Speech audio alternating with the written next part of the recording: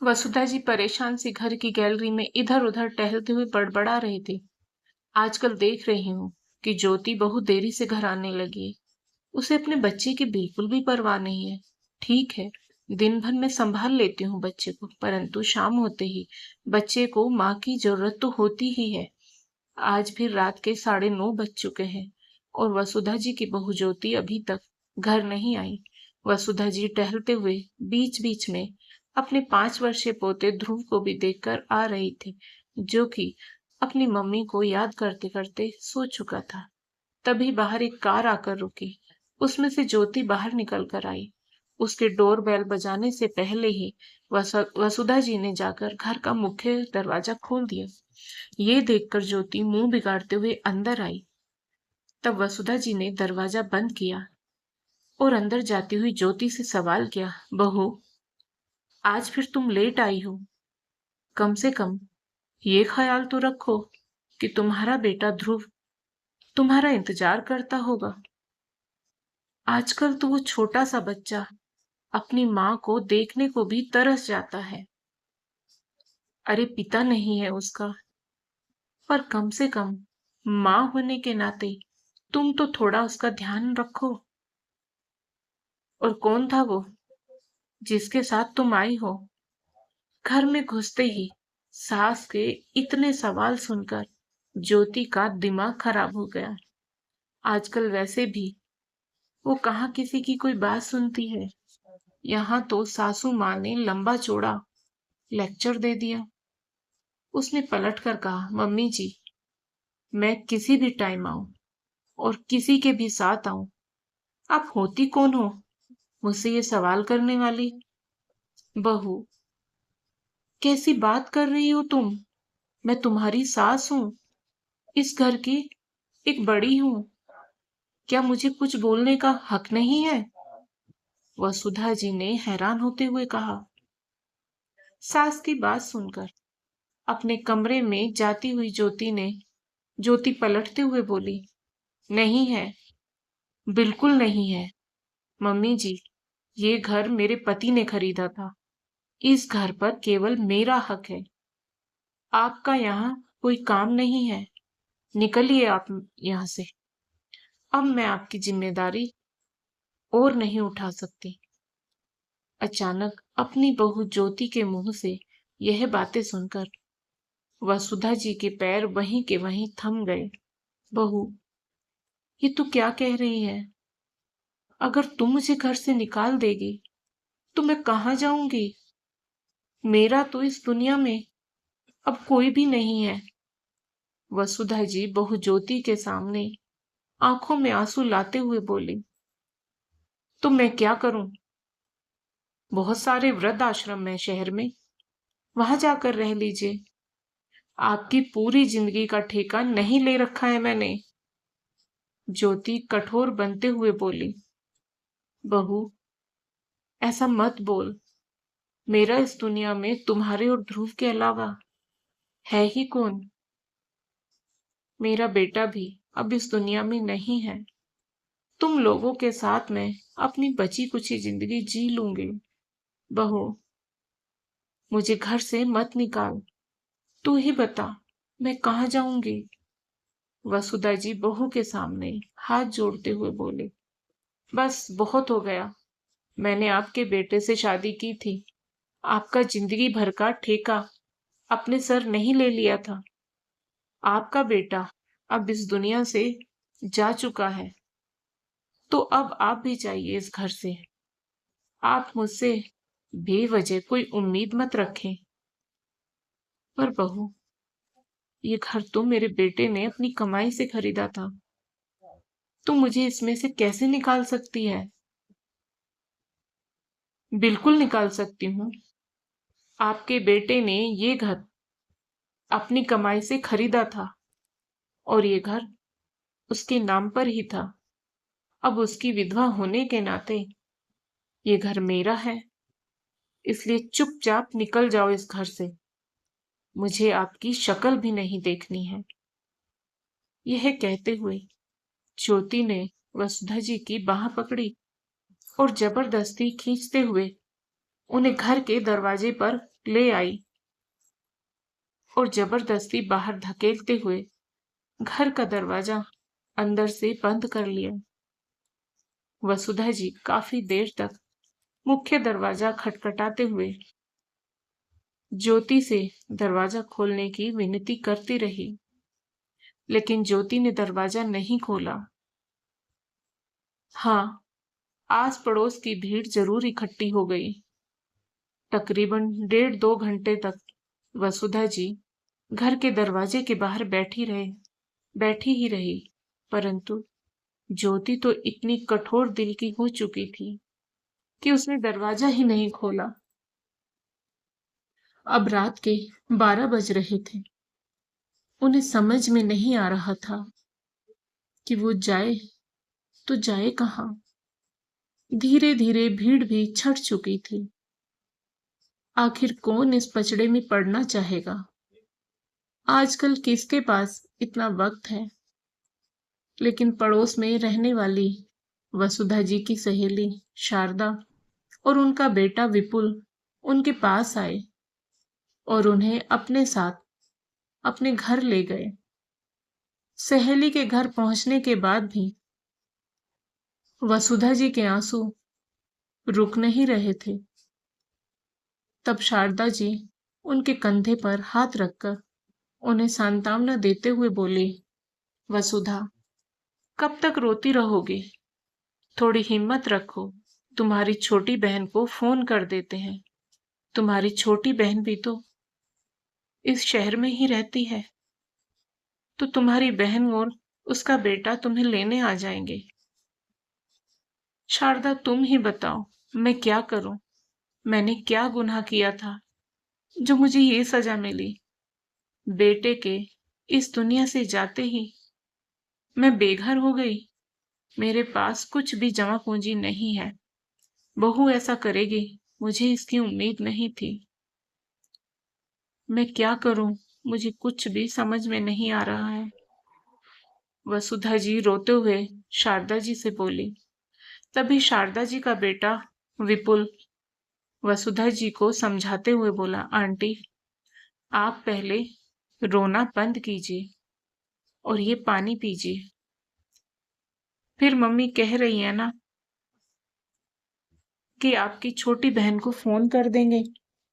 आपकी छोटी बहन और उनका बेटा तो बहुत अच्छे हैं, वो आपको पूरा सपोर्ट करेंगे। इसलिए अपने आप को बेघर मत कहिए, और फिर आपका मायका भी अच्छा है। हे भगवान, ये क्या दिन दिखा रहा है तू मुझे? क्या एक माँ अपने बेटे की कमाई पर कोई हक नहीं रखती है? उसके मरते ही उसकी सारी प्रॉपर्टी उसकी पत्नी की हो गई। भला ये कैसा कानून है? वसुधा जी रोते हुए बोली। बड़ी मुश्किल से शारदा जी और विपुल ने उन्हें समझाया। काफी देर तक वो यूं ही मौन बैठी रही। फिर शारदा जी के समझाने पर वो आराम करने के लिए पलंग पर लेट गई। पलंग पर लेटे लेटे ही उन्हें अपनी पिछली जिंदगी याद आने लगी। कितनी खुशहाल जिंदगी थी उनकी। उनका विवाह संयुक्त परिवार में हुआ था। घर में सास ससुर, जेठ और जेठानी, उनके 2 बच्चे, वसुधा जी के पति, वो स्वयं और उनका छोटा सा बेटा रजत। पति पारिवारिक व्यापार में ही अपने भाई के साथ मिलकर काम करते थे। सब कुछ सही चल रहा था कि एक दिन घर आते समय उनके पति का एक्सीडेंट हो गया और वो दुनिया से कूच कर गए। वो दुनिया से क्या गए, ससुराल वालों ने भी मुंह फेर लिया और 15 दिन होते ही उन्हें उनके भाई के साथ भेज दिया और उन्हें कोई हिस्सा भी नहीं दिया गया। उस समय उन्होंने अपने हिस्से के लिए लड़ा भी नहीं। तब वसुधा जी को उनके बड़े भाई ने ही संभाला था। उनका भाग्य अच्छा था कि उनकी भाभी ने भी पूरा सपोर्ट किया था। अपनी शादी के पहले उन्होंने सिर्फ ग्रेजुएशन किया था। यहाँ आने के बाद उनके भैया ने उन्हें पोस्ट ग्रेजुएट करवाया और एक स्कूल में उनकी नौकरी लगवा दी। नौकरी लगने के बाद भैया भाभी के मना करने के बावजूद भी वो घर के पास ही किराए के कमरे में शिफ्ट हो गई और अपना और अपने बेटे का खर्चा खुद उठाने लगी। रजत भी पढ़ने में अच्छा था। रजत ने पढ़ लिख कर एक मल्टीनेशनल कंपनी में नौकरी ज्वाइन कर ली। नौकरी लगने के बाद काफी जांच पड़ताल करके वसुधा जी ने उसकी शादी ज्योति नाम की लड़की से करवा दी। ज्योति भी बहुत जल्दी इस घर में रच बस गई। विवाह के 5 साल बाद ज्योति एक बेटे ध्रुव की मां बनी। अब घर के अधिकतर सारे खर्चे रजत ही उठाता था और वसुधा जी की सैलरी सेविंग के तौर पर सेफ हो जाती थी। पर एक कमी हमेशा होती थी कि उनका अपना खुद का कोई घर नहीं था। वो लोग किराए के घर में ही रह रहे थे। तब 1 साल पहले रजत ने अपना खुद का मकान खरीदा था, जिसमें वसुधा जी ने भी अपनी सारी सेविंग्स दे दी थी।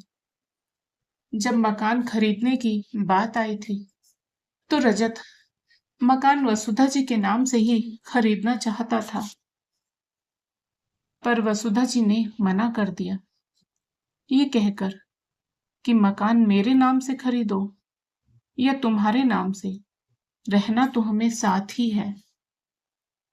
लेकिन अभी 7 महीने पहले रजत जब ऑफिस में था तो कार्डियक अटैक के कारण वो वहीं खत्म हो गया। तब वसुधा और ज्योति का रो रोकर बुरा हाल था, क्योंकि वसुधा जी ने अपना इकलौता बेटा खोया था। परंतु फिर अपनी बहू ज्योति और पोते ध्रुव के कारण उन्होंने अपने आप को मजबूत कर लिया।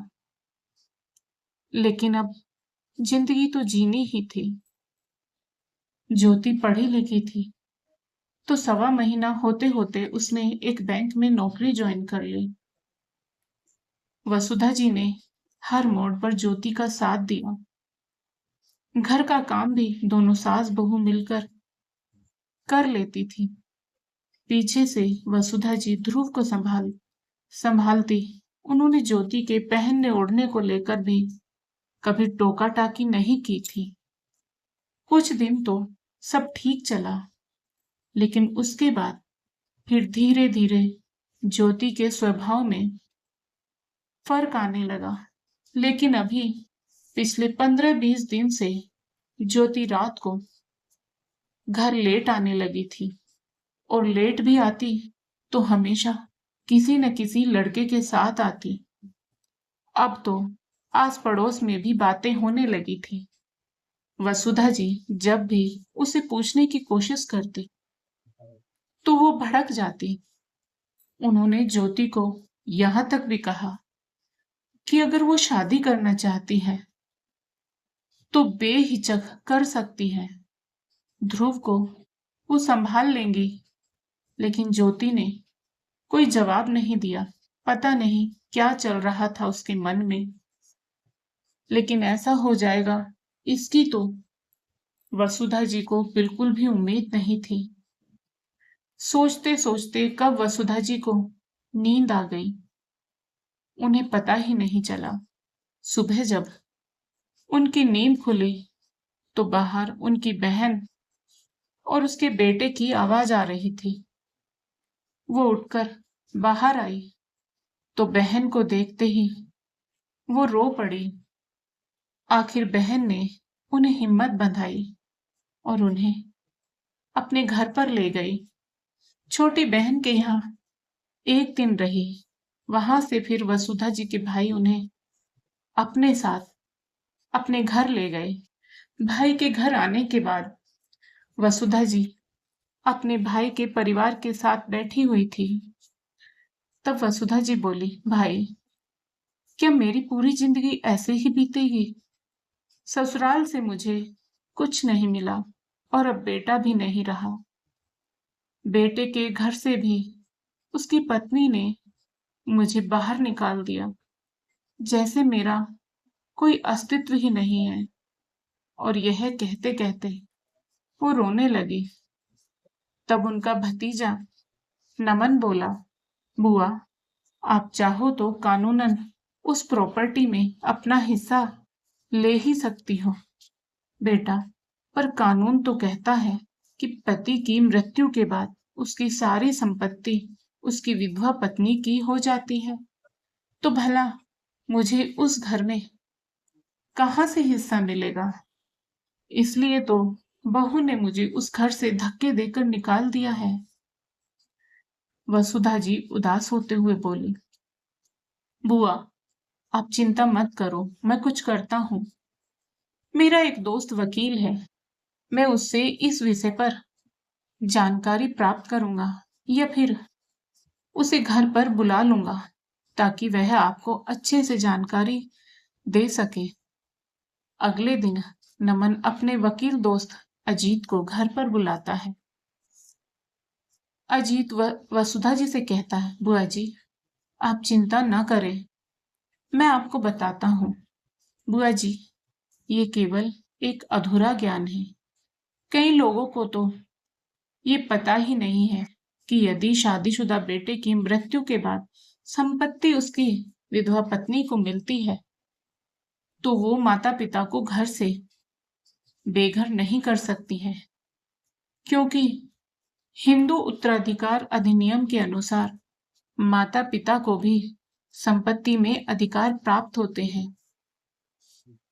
उनके भतीजे के दोस्त अजीत ने वसुधा जी को समझाया। क्या सचमुच? वसुधा जी हैरान होते हुए बोली, क्या ऐसा हो सकता है बेटा? क्यों नहीं हो सकता बुआ जी? आप हिम्मत करोगी तो बिल्कुल होगा। अपने पति की संपत्ति में आपने हिस्सा छोड़ दिया, लड़े तक नहीं, लेकिन क्या बेटे की संपत्ति भी यूं ही हाथ से जाने दोगी? जबकि आपकी बहू के लक्षण ऐसे नहीं लग रहे कि वो मकान भी संभाल पाएगी। इसलिए बुआ जी, अपने लिए, अपने बुढ़ापे के लिए लड़ो। यूं हार मानकर बैठने की आवश्यकता नहीं है। आखिर अपने भतीजे के दोस्त के समझाने के बाद वसुधा जी को बहुत अच्छे से समझ में आ गया कि उन्हें अपने अस्तित्व के लिए, अपने बुढ़ापे के लिए लड़ना होगा। और उन्होंने अजीत की हेल्प से अपनी बहू ज्योति पर केस फाइल कर दिया। जब ज्योति को पता चला तो वो तिल मिलाकर रह गई। उसने भी अपनी तरफ से वकील हायर कर लिया, क्योंकि ज्योति इस मकान में अपनी सास वसुधा जी को कोई हिस्सा नहीं देना चाहती थी। आखिर 1 साल की कड़ी मशक्कत के बाद फैसला वसुधा जी के हक में आया और ज्योति को अपने पति रजत की प्रॉपर्टी में से रजत की मां वसुधा जी को भी हिस्सा देना पड़ा।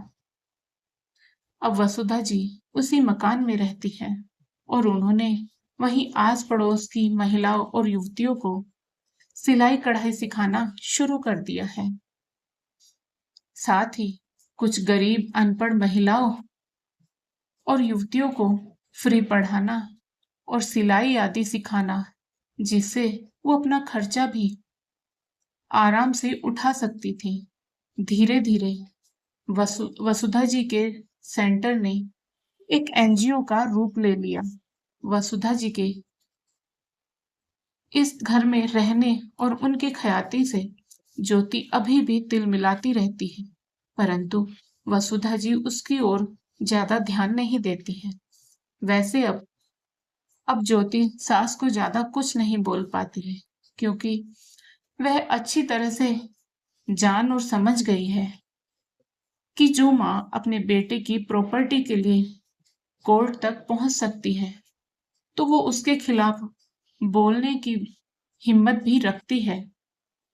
तो सास को अब कुछ भी बोलना यानी स्वयं पर कोई आफत लाना। दूसरी बात, कोर्ट के आदेश पर घर में कैमरा भी लगा दिए गए थे, इसलिए ज्योति कुड़ती रहती थी। इससे ज्यादा कुछ नहीं कर सकती थी। तो दोस्तों, आपको आज की कहानी कैसी लगी? कृपया कमेंट करके अवश्य बताएं। और यदि आपको कहानी पसंद आई हो तो कहानी को लाइक करें, शेयर करें, साथ ही जिंदगी सरिता हिंदी स्टोरी चैनल को सब्सक्राइब करें। फिर मिलेंगे दोस्तों एक और नई कहानी को लेकर। तब तक आप अपने परिवार के साथ हंसते रहिए, मुस्कुराते रहिए, खुश रहिए। राधे राधे प्यारे दोस्तों।